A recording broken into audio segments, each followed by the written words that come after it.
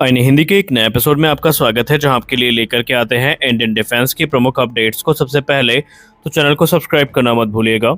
और इस वीडियो में हम बात करने वाले एक ऐसे रिपोर्ट के बारे में जो कि थोड़ी हास्यप्रद है, लेकिन इस समय वो काफ़ी ज़्यादा चर्चा में है। हम सब जानते हैं कि पाकिस्तान इस समय चाइना के साथ पूरे प्रयास में है कि फिफ्थ जनरेशन फाइटर एयरक्राफ्ट पे एक्सेस प्राप्त कर सके। खासकर पाकिस्तान की जो नज़र है वो इस समय FC-31 जो कि शेन्यांग कॉरपोरेशन के द्वारा बनाया जाता है उनके ऊपर है, और इसके लोकल मैन्युफैक्चरिंग को लेकर के बातचीत चल रही है।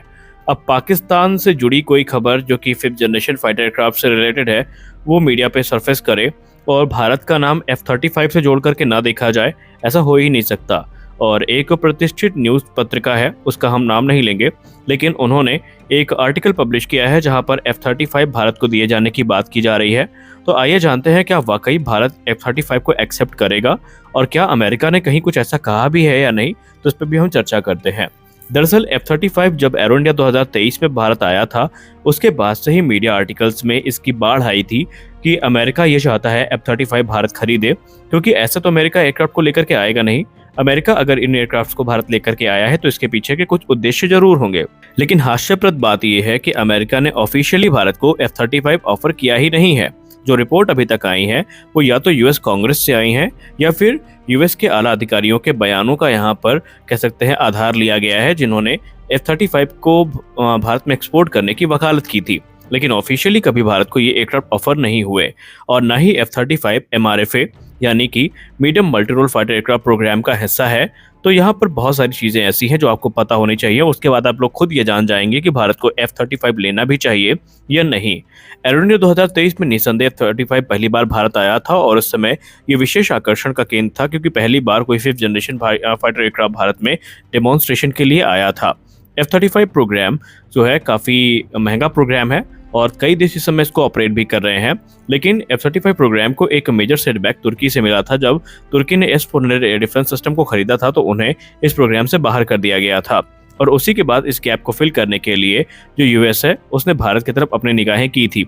यहाँ पर F-35 को लेकर के यूएस इंटरेस्टेड तो ज़रूर था, लेकिन कभी उसने भारत को डायरेक्ट जो ऑफर है वो नहीं किया। कुछ मीडिया सोर्सेस का ऐसा कहना है कि अमेरिका चाहता जरूर है कि F-35 भारत को दिया जाए, लेकिन अभी भी कुछ चीजें ऐसी हैं जो अमेरिका को दिक्कत दे रही हैं, जैसे कि भारत में S-400 एयर डिफेंस सिस्टम का ऑपरेट किया जाना, और भी कई अहम मुद्दे हैं जो इस समय अमेरिका को रोक रहे हैं। लेकिन क्या इससे भारत को कोई फर्क पड़ रहा है? जी हाँ, बिल्कुल नहीं, क्योंकि भारत F-35 को लेकर के इंटरेस्टेड भी नहीं है।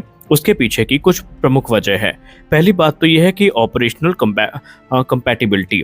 भारत वो देश है जो एक भी अमेरिकी फाइटर जेट ऑपरेट नहीं करता, और F-35 पूरी तरीके से भारत के लिए एक नए प्लेटफॉर्म होंगे, जिसका सीधा मतलब ये है कि अगर भारत इनको खरीदने के बारे में सोचता भी है तो इसके लिए भारत को ऑपरेशनल टैक्टिक्स बदलनी पड़ेंगी। इसके अलावा ट्रेनिंग और लॉजिस्टिक जो पूरा काम है ये भारत के लिए बढ़ जाएगा, और ऐसे में लगातार इनको मेंटेन करने की जो समस्या है ये भी भारत के सामने ज़रूर आएगी। तो भारत कभी भी नहीं चाहेगा कि एक एयरक्राफ्ट अपने साथ इतनी सारी कॉम्प्लेक्सिटीज़ लेकर के आए। दूसरी बात, कॉस्ट और मेंटेनेंस। F-35 कोई फोर्थ जनरेशन फाइटर एयरक्राफ्ट नहीं है, इन्हें रूटीन मेंटेनेंस चाहिए और इनकी मेंटेनेंस काफ़ी एक्सपेंसिव भी होती है। इनफैक्ट शायद आपको जान के ताज्जुब होगा, अमेरिका जो कि एक सुपर पावर है और बड़ी संख्या में इनको ऑपरेट करता है, वो भी इनके बढ़ते बजट की वजह से काफ़ी ज़्यादा परेशान है। और आए दिन आपने सुना होगा कि F-35 के लैंडिंग गियर्स टूट गए, इनकी स्टेल्थ कोटिंग उखड़ने लगी, इनमें तकनीकी खामियां आने लगी। तो इन सब को लेकर के खुद अमेरिका परेशान है, और भारत इस समय ऐसी स्थिति में बिल्कुल भी नहीं है कि वो कोई ऐसा एयरक्राफ्ट खरीदे जो अपने साथ इतनी सारी दिक्कतों को लेकर के आए। तो यहाँ पर स्पष्ट है कि भारत का कोई भी ध्यान अभी F-35 पर नहीं है। इसको मेंटेन करना और इसकी जो ऑपरेशनल कॉस्ट है ये भी काफ़ी ज़्यादा है। दूसरी बात, इंडिजिनस प्रोग्राम। भारत ऑलरेडी अपने इंडिजिनस प्रोग्राम में अच्छा खासा पैसा, तकरीबन 15,000 करोड़ रुपए इन्वेस्ट कर चुका है, जिसमें एडवांस मीडियम कॉम्बैट एयरक्राफ्ट का निर्माण किया जा रहा है। अब एमका की बात करें तो इसका जो इंटरनल डिजाइन लेआउट है ये फाइनलाइज हो चुका है, और जो मेटल कटिंग है ये बहुत जल्द शुरू भी कर दी जाएगी, जिसका मतलब ये है कि प्रोटोटाइप डेवलपमेंट वर्क एमका का बहुत जल्द शुरू होगा। और ऐसे में भारत चाहेगा कि उनके जो फंड्स हैं वो इंडिजिनस प्रोग्राम में इन्वेस्ट किया जाए, बनिस्बत इसके कि हम बिलियंस ऑफ डॉलर खर्च करके एक या दो स्क्वाड्रन F-35 की एक्वायर करें और इसमें भी हमें अमेरिका का मुंह ताकना पड़े। क्योंकि भारत का यहाँ पर पूरा प्रोग्राम यहाँ पर ये है कि आत्मनिर्भरता को प्राप्त किया जाए। और क्योंकि अब यहाँ पर जिस समय हम न्यूज़ रिकॉर्ड कर रहे हैं तो आज इलेक्शन का रिजल्ट आ रहा है और लगभग संभावित है कि एनडीए की गवर्नमेंट वापस आ रही है, तो ऐसे में जो प्रोग्राम है अब इनके रुकने की कोई चांसेस नहीं है और भारत इस क्षेत्र में लगातार आगे बढ़ेगा। तो यहाँ पर भारत अपने स्ट्रेटेजिक लॉन्ग टर्म गोल को पूरा करना चाहेगा और indigenous fifth generation fighter aircraft बना करके डिप्लॉय करना चाहेगा। और भारत कभी भी ये नहीं चाहेगा कि एमका प्रोग्राम किसी विदेशी फाइटर एयरक्राफ्ट की वजह से यहाँ पर डिले को फेस करे। और अब यहाँ पर भारत की जो ज़रूरतें हैं वो F-35 से पूरी हो, ये ज़रूरी भी नहीं है। इसके लिए MRFA टेंडर है, उसको प्राथमिकता दी जा सकती है। यानी कि जब तक भारत के पास उचित संख्या में जो फिफ्थ जनरेशन फाइटर एयरक्राफ्ट है ये नहीं आ जाते, भारत अपनी ज़रूरतें MRFA के अंतर्गत सिलेक्ट किए जाने वाले फाइटर एयरक्राफ्ट से पूरा कर सकता है। और वैसे भी अमेरिका का जो ट्रैक रिकॉर्ड रहा है, इससे भारत ने पहले ही काफ़ी सबक ले रखा है और भारत ये गलती नहीं करेगा। आप सब ने इंजन के केस में देखा है कि अमेरिका न तो इंटेलेक्चुअल प्रॉपर्टी राइट्स देने के लिए तैयार है और न ही एक्सपोर्ट राइट देने के लिए तैयार है। और भारत का एक प्राइमरी फोकस हमेशा से ये रहा है, MRFA में आपने देखा भी है कि भारत अपने इंडिजिनस टेक्नोलॉजी के लिए काफ़ी इंसिस्ट करता है और अमेरिका के लिए ये वो चीज़ है जो कभी अमेरिका शीघ्र स्वीकार नहीं करेगा, क्योंकि भारत यही चाहेगा कि जो फाइटर एयरक्राफ्ट उनके पास हो वो इंडियन मेड वेपन सिस्टम के साथ में आए और इंडिजिनस टेक्नोलॉजी उसमें शामिल की जाए और उनका निर्माण भारत में किया जाए। और ऐसे में अगर आप ये सोच रहे हैं कि 1 से 2 स्क्वाड्रन अगर भारत ले लेता है तो भारत का काम चल जाएगा, तो ये भारत के लिए दुगना खर्चा होगा, क्योंकि पहले भारत को पूरा इंफ्रास्ट्रक्चर विकसित करना पड़ेगा, ट्रेनिंग प्रोग्राम पे इन्वेस्ट करना पड़ेगा, फिर वेपन सिस्टम और जो सेंसर्स हैं इनमें इन्वेस्ट करना पड़ेगा और यहाँ पर बिलियंस ऑफ डॉलर भारत के 1 से 2 स्क्वाड्रन में ही चले जाएंगे। खैर ये तो तब होगा जब अब भारत इनको खरीदेगा, अभी भारत का ऐसा कोई प्लान भी सामने नहीं आया है।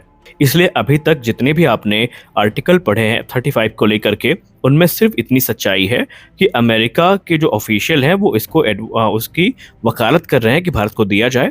अब भारत के पास अगर ऑप्शन की बात करें तो सिर्फ एकलौता F-35 नहीं है, बल्कि Su-57 फैलन ज़्यादा किफ़ायती दाम में भारत को मिल सकता है और भारत वहाँ पर ज़्यादा मॉडिफिकेशन भी कर सकता है, क्योंकि रूस तो यहाँ तक तैयार है कि अगर भारत Su-57 फैलन को सेलेक्ट करता है तो वो भारत के लिए विशेष तौर पर ट्विन सीटर Su-57 को विकसित भी कर रहे हैं और इंडियन मेड वेपन सिस्टम का इंटीग्रेशन वहाँ पर काफ़ी आसानी से किया जा सकता है और संभावित है, क्योंकि भारत और रूस के संबंध काफी पुराने हैं। भारत MiG-29 और सुखोई 30 MKI जैसे एयरक्राफ्ट को ऑपरेट भी करता है, तो भारत के लिए मॉडिफिकेशन और अपग्रेड के जो चांसेस हैं वहां पर ज्यादा रहेंगे बनिस्बत इसके कि भारत महंगी राशि में जो F-35 लाइटनिंग II है इनके तरफ जाए।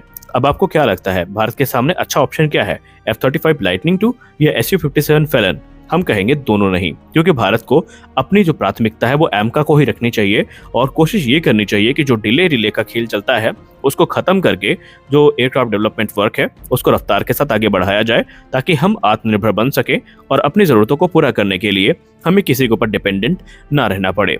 तो आज के इस वीडियो में बस इतना ही। आशा करते हैं ये वीडियो अच्छी लगी होगी। वीडियो अच्छी लगी तो वीडियो को लाइक करिए, नए चैनल को सब्सक्राइब करिए। मिलते हैं अगले वीडियो में, तब तक के लिए जय हिंद।